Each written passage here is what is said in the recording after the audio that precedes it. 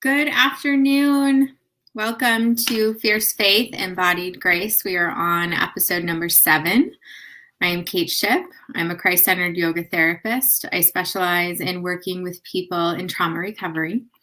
If you are joining me for the first time, I'm streaming this via StreamYard. So please go ahead and go to streamyard.com/Facebook. There should be a link up there that you can register, so I'll be able to see if you're with me. If you're on with me, let me know that you're here. Say hi, type a comment in, say hello. If you are not registered with StreamYard, include your name in the comment so I know who it is. Otherwise, you will come up as Facebook user. So I'm going to wait a little bit for people to come on. Say hello. Thank you for joining me. I see that a few people are jumping on. We are going to be talking today about how we cultivate safety in what may feel like an unsafe world. So there's a lot happening over the past week in, once again, shootings in our country, and not talking today specifically about those shootings, but about how it affects our nervous system and how it affects our capacity to feel safe in life. And part of the work that I do with trauma recovery is this primal need, this primal physiological need to feel safe. So we're going to talk a little bit about that today. So let me know that you're here. Say hello, jump on.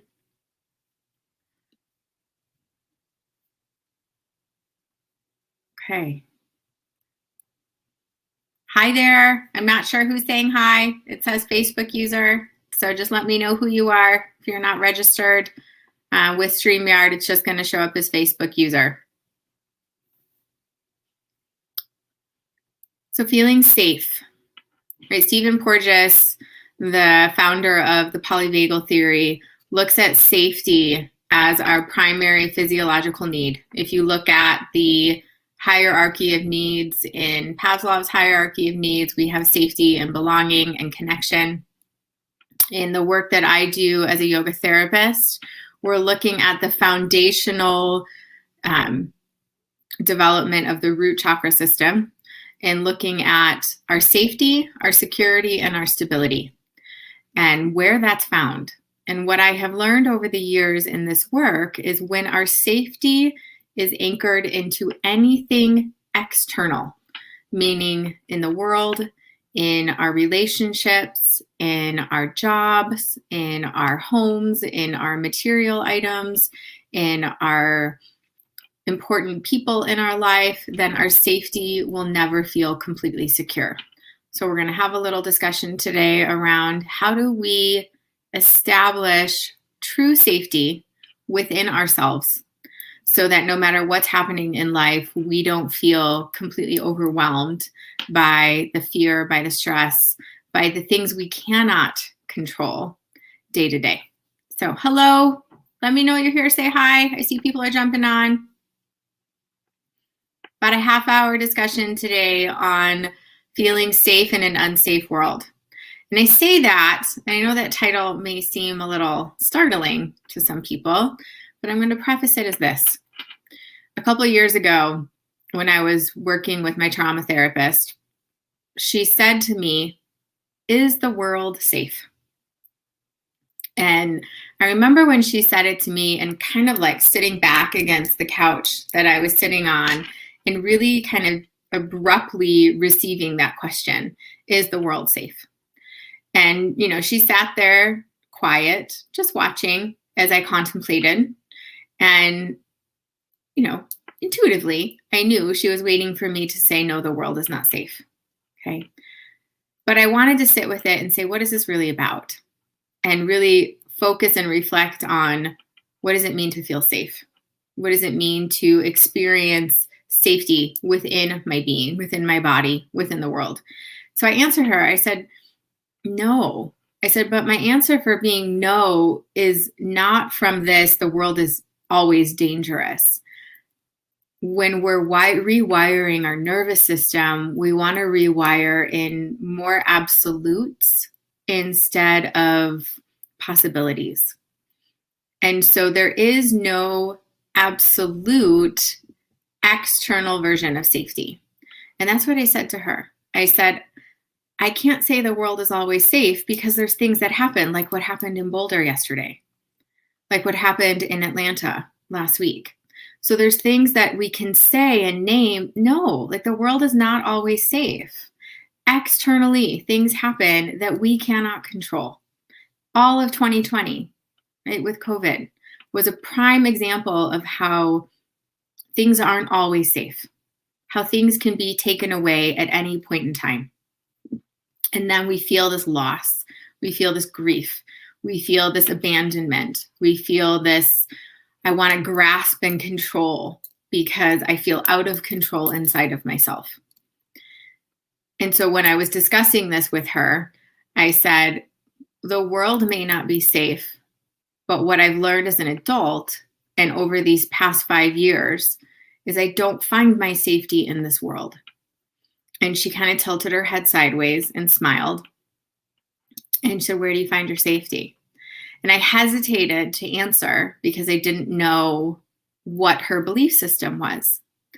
And I said to her, I said, I anchor my safety in Christ's love. And she kind of like looked at me like, And I said, here's the thing. No matter what someone's religious background is, because I don't look at myself as a religious person. I look at it as I have a very deep relationship with the energy of love, with Christ's love. And when I chose to anchor my safety into that love, that's an absolute. And what I mean by an absolute is there is nothing that I can do, and there is nothing that can happen in the world that will ever take that away. And so when we anchor our safety into something steady and stable and strong and grounded and connected and absolute, meaning it is unwavering, there is nothing that can take it away, then your safety is always secure. The safety of saying, I believe in love. I have a lot of clients that I work with, a lot of people that I talk to where their belief is in love. Not the human love that maybe comes from conditional understanding, but this all-pervading love, right? This divine, unconditional love. And when they anchor into that love, no matter what's happening around them, there's a steadiness, there's a stability that comes in around it. And for me, it's this anchoring into Christ's love. So when I was having this conversation with my therapist a couple of years ago, and we started dialoguing around anything that happened from the past that felt unsafe, and understanding that everything that happened in the past that felt unsafe was due to an experience with another human.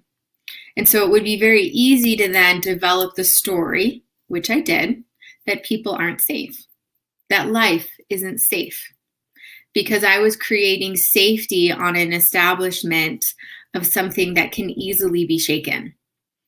Meaning our relationships, even those that are tight and really strong, can be shaken. Our jobs can be shaken. Our health can be shaken. So anytime we're establishing the foundations of ourself on something that can be shaken, it is never going to be 100% absolutely secure. But when we choose to say, I anchor into the safety of love, I anchor into the safety of Christ's love, that all-pervading love that never ends, then therefore, if that's the well of my safety, that well will never run dry, ever.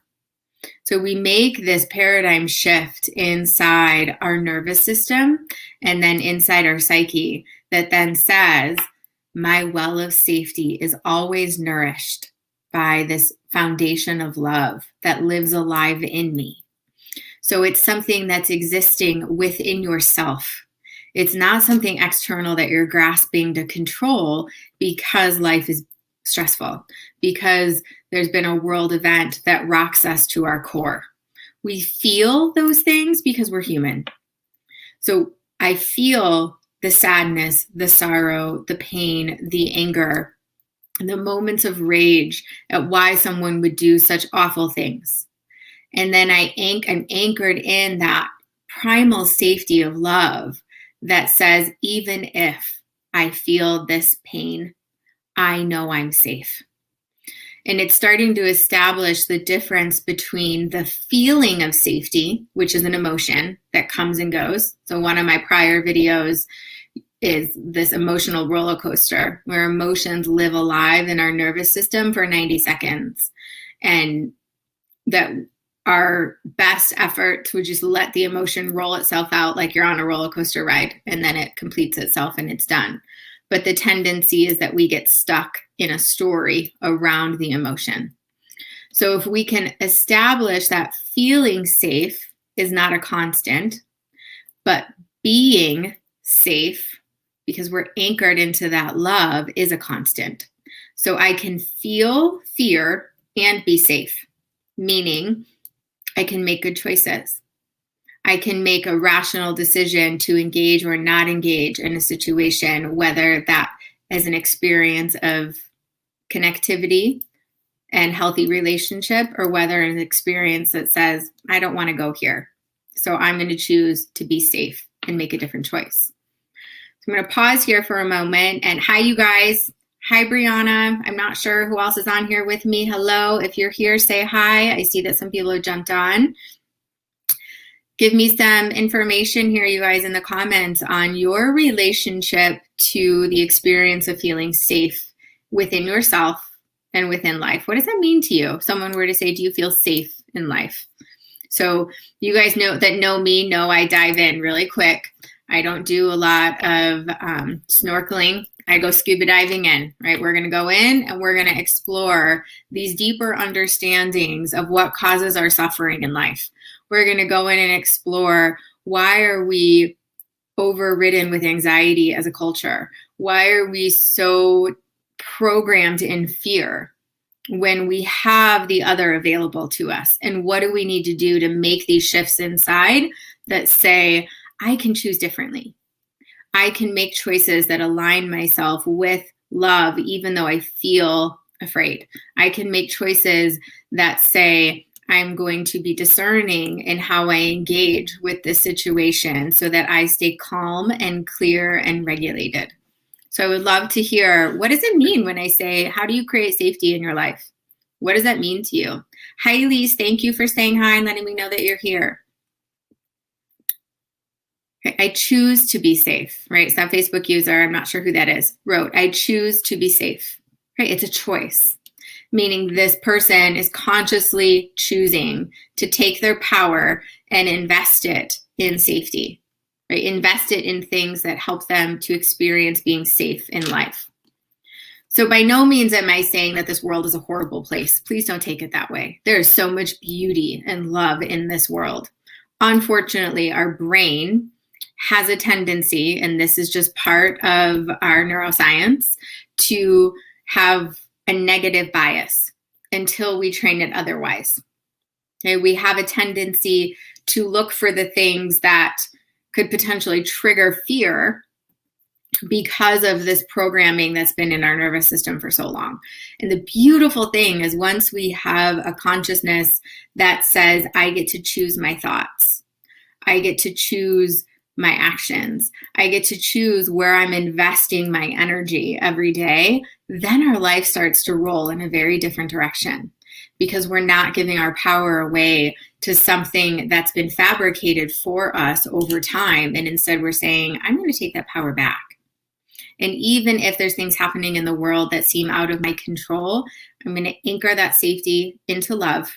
And then I'm going to decide what I want to do with my energy. How do I want to invest my energy every day? So cultivating safety becomes a daily choice in investing your energy.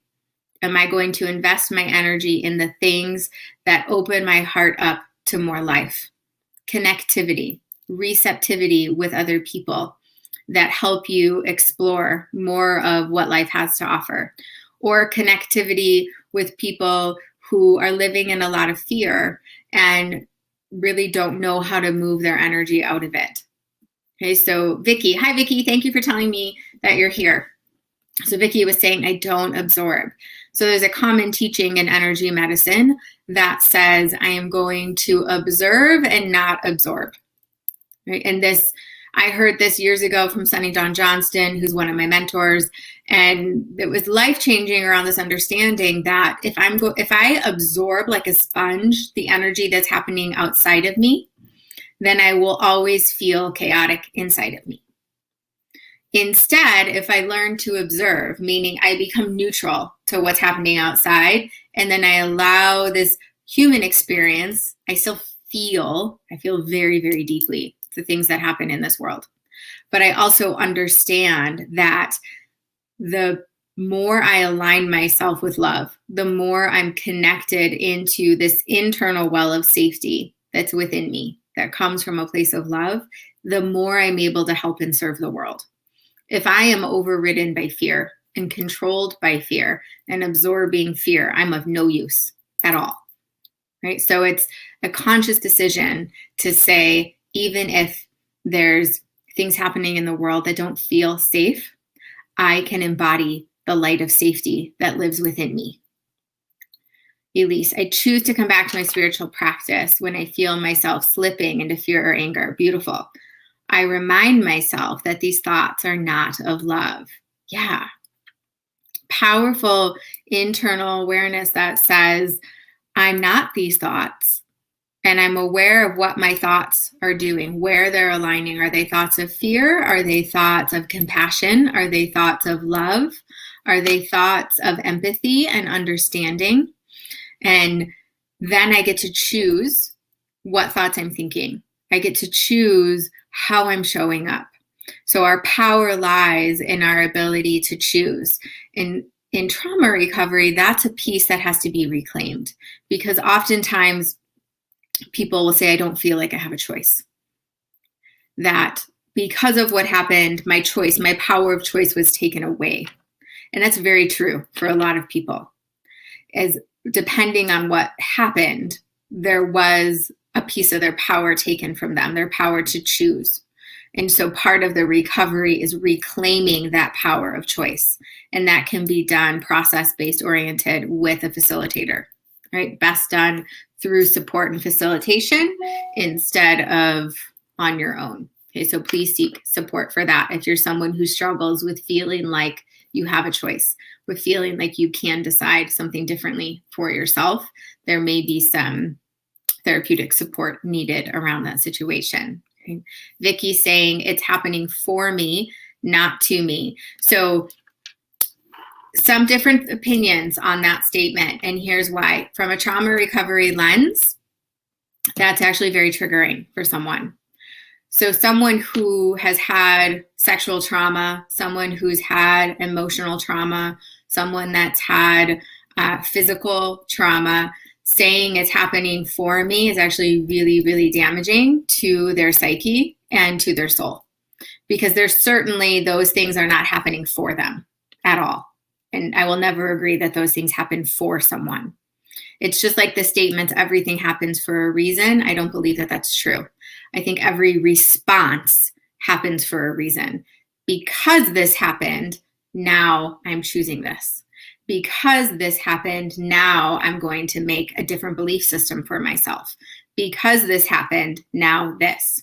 And so the empowerment goes back to the person who's in control, not to the situation that happened to them.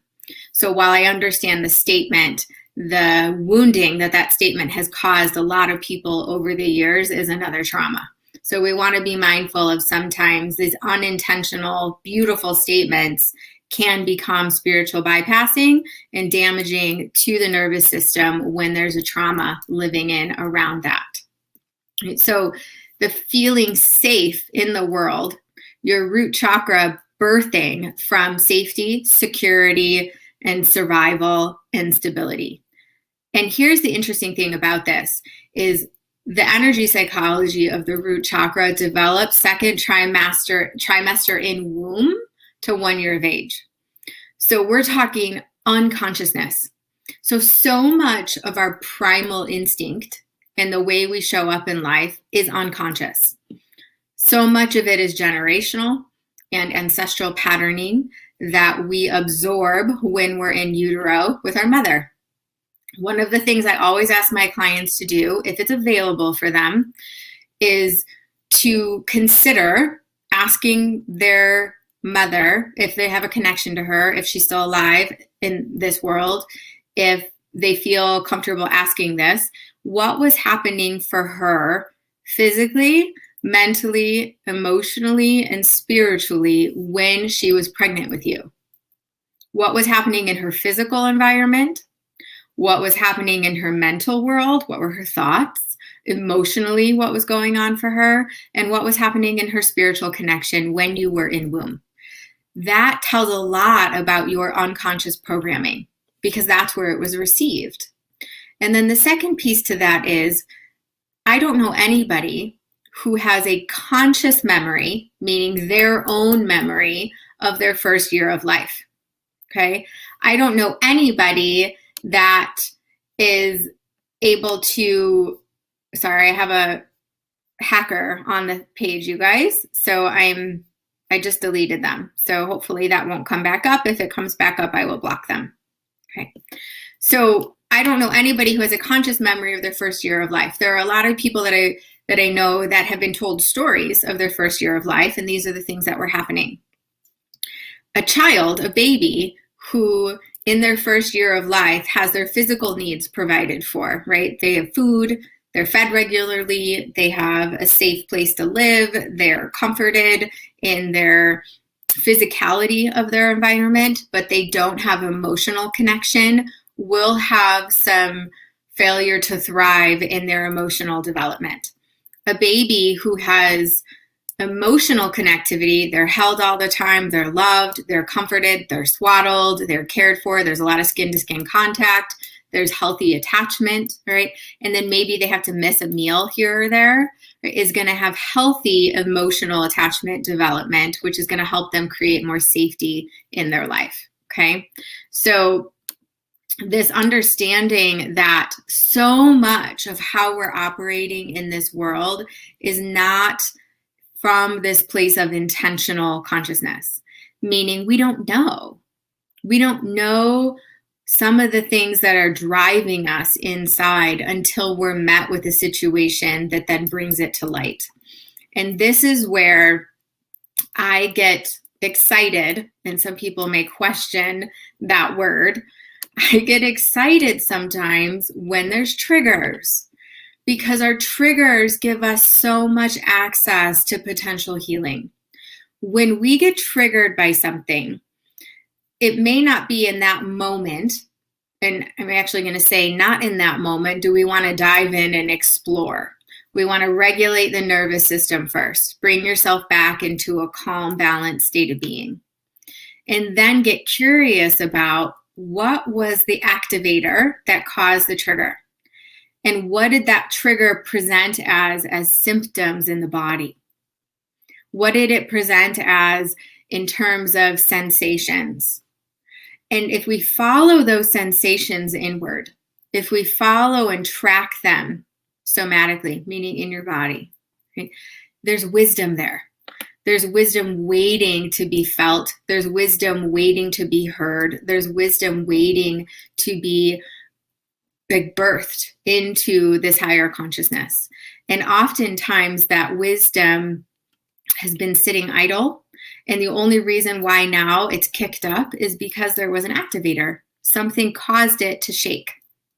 And when we have this beautiful foundation of safety in life, when we have this beautiful awareness that says my safety comes from the source of love that lives in me, that is absolute, meaning it will never leave. It's all pervading. There is nothing you could do to lose that love. Then we can explore these next layers that say, why is it that I got triggered by that situation? How do I help move that energy through my system so that what once felt scary now feels like you can handle it? Right? This empowerment feeling. So the power internally comes when we can face these situations in life that once seemed scary or unsafe from a place of grounded, anchored in love. Okay. Curiosities, awarenesses, questions. I so appreciate when you guys engage. It helps allow some of this to propel forward. So if you have any curiosities, any questions, I am in continual prayer for so much of the world, for people who are struggling and suffering. There is this shift happening right now as more people are feeling safer and safer in the world, with COVID clearing a little bit more, and whatever your belief is about that.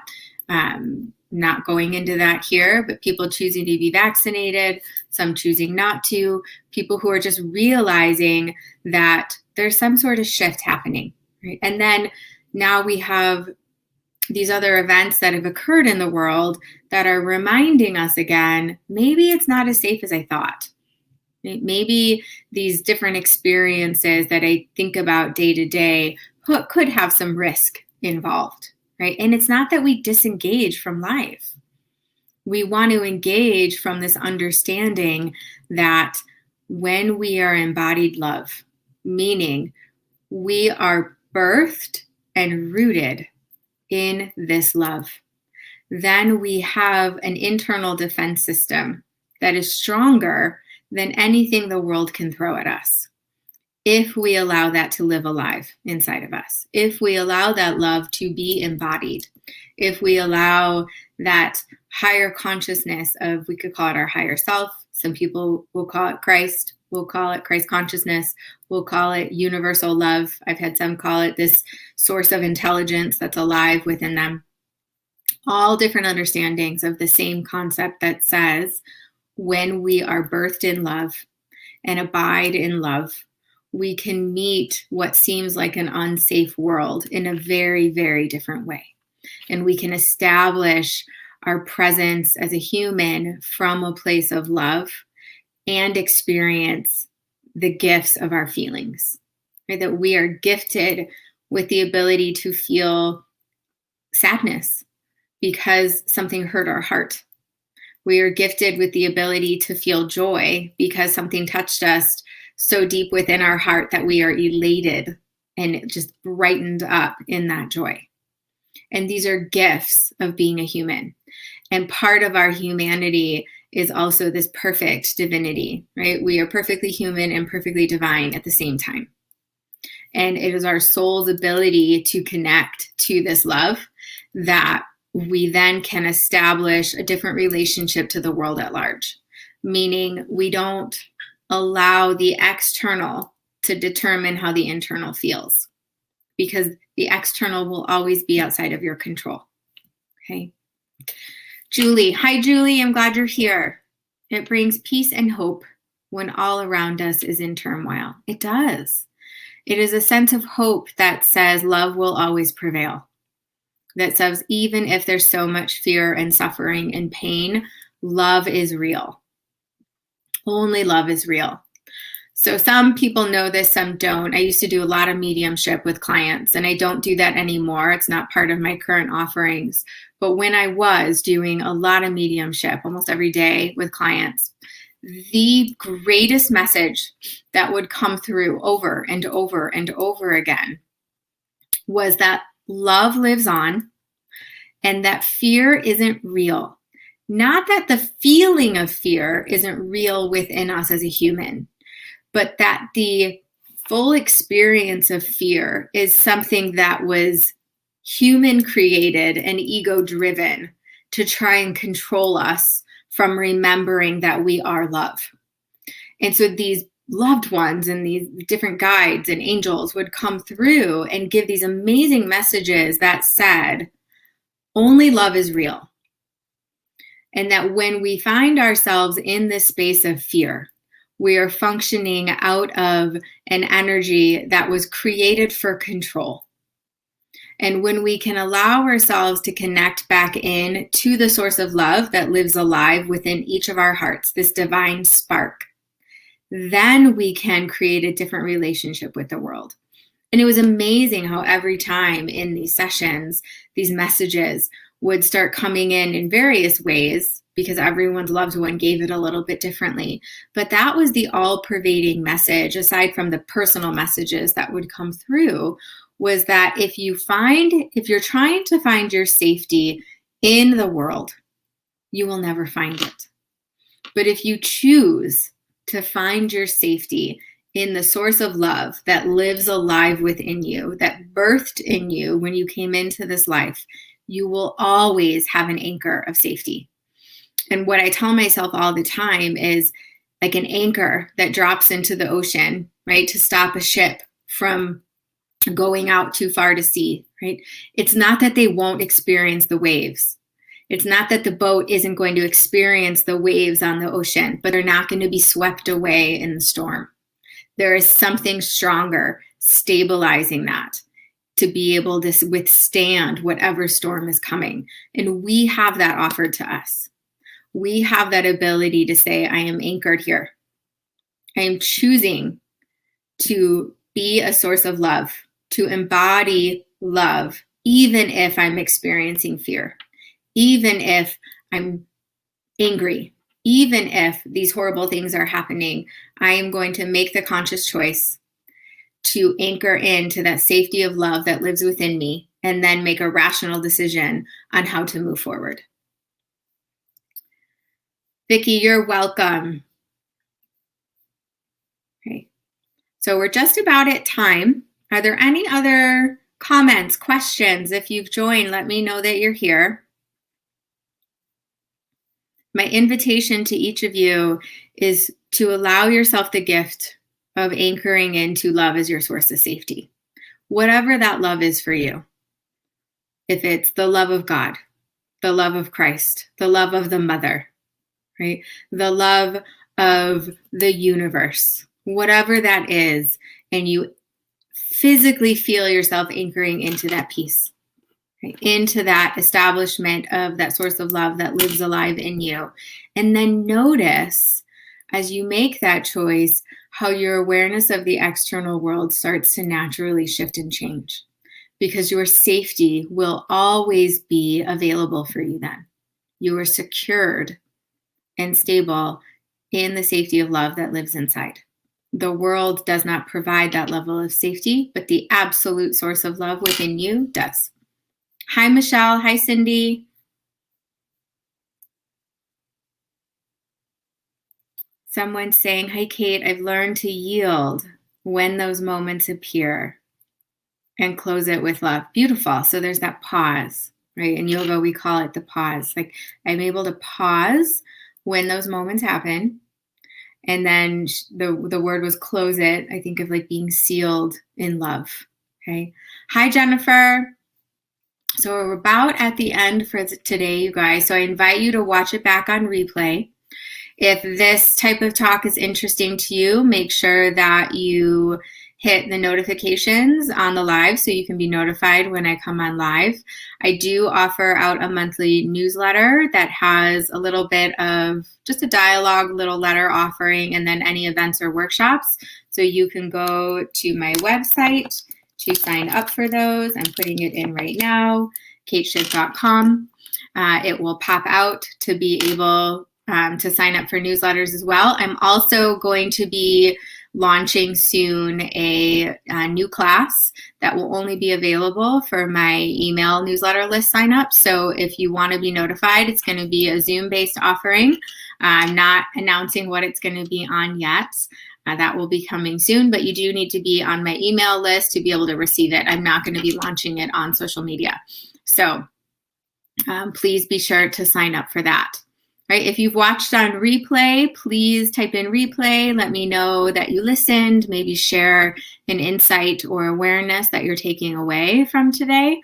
And then every Tuesday, I'm on at this time.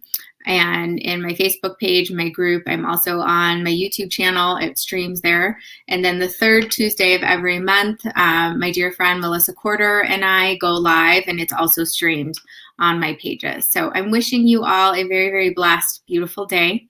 And I hope you have a wonderful week. Take care.